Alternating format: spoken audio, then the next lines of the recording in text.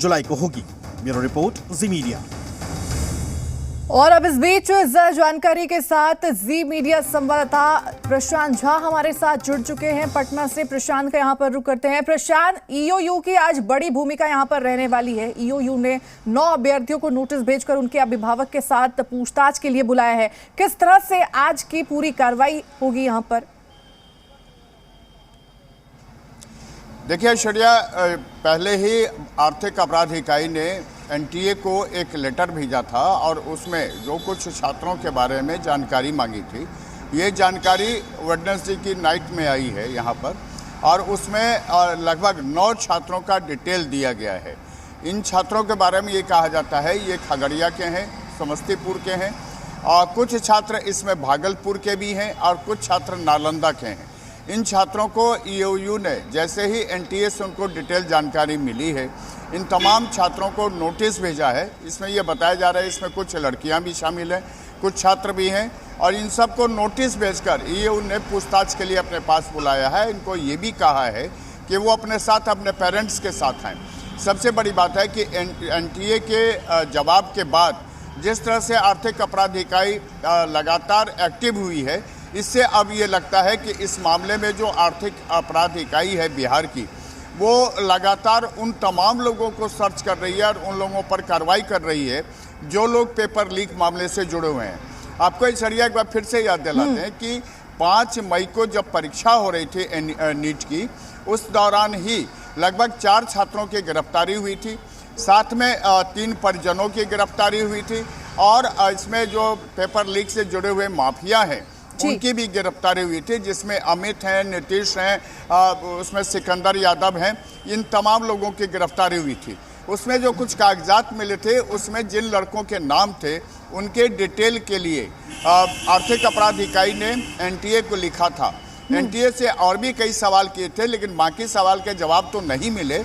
लेकिन इन छात्रों के जो डिटेल आए उसमें यह बताया गया कि 9 छात्र हैं, और इन 9 छात्रों को ईओयू ने उनको नोटिस भेजा है और पेरेंट्स के साथ अपने मुख्यालय में पूछताछ के लिए बुलाया है। ऐश्वर्या, बिल्कुल प्रशांत जी, और इस बीच ये भी आपसे जानने की यहाँ पर कोशिश करेंगे कि ये 9 छात्र जो आज पहुँचने वाले हैं ईओयू ऑफिस, कितने बजे तक यहाँ पर पहुँचेंगे, और आज सवाल क्या कुछ इनसे किए जा सकते हैं? ऐसे में सवालों की फहरिस्त कितनी लंबी आज होगी?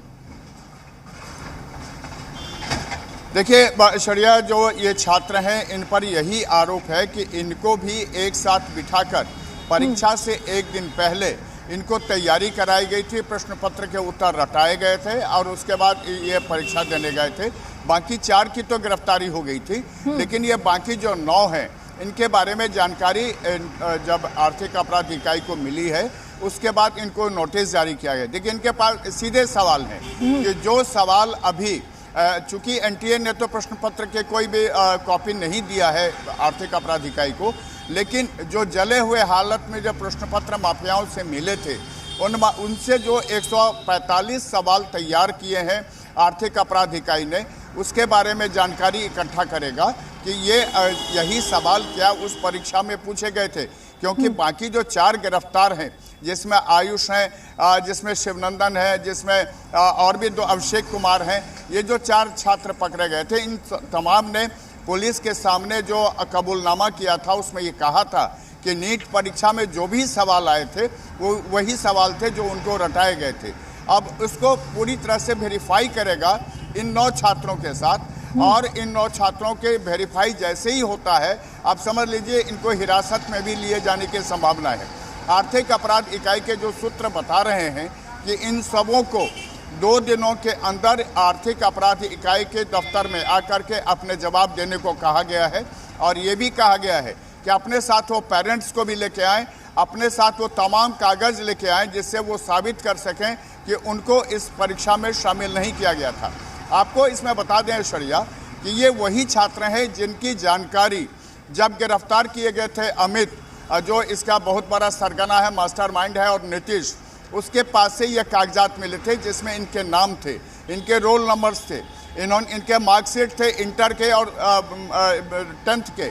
तो इन सब के आधार पर ही जब एनटीए को ये सारे नाम भेजे गए थे तो उसके डिटेल आ गया। इसका मतलब सीधा है कि ये सारे छात्र 5 मई की परीक्षा में शामिल हुए थे, तो 5 मई के परीक्षा में शामिल हुए थे। तो आर्थिक अपराध इकाई के सूत्रों का ये कहना है कि इन तमाम को भी परीक्षा से एक दिन पहले यानी 4 मई की रात में पूरी तरह से जवाब रटाए गए थे और उसी जवाब के आधार पर जाके इन्होंने परीक्षा दिया था, लेकिन इनकी गिरफ्तारी नहीं हो पाई थी, इनसे पूछताछ नहीं हो पाई थी। तो अब ये आर्थिक अपराध इकाई की ये कोशिश है कि इन तमाम को पटना बुलाया जाए और उनको परिजनों के साथ उनसे पूछताछ हो और उसके बाद अगर लगे कि ये इनको भी रटाया गया है तो उनको हिरासत में ले जाने की संभावना है।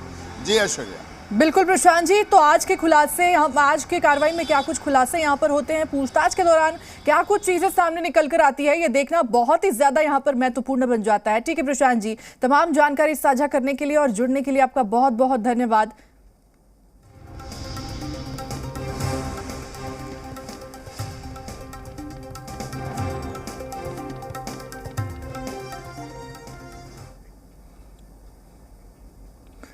इस बीच एक बड़ी खबर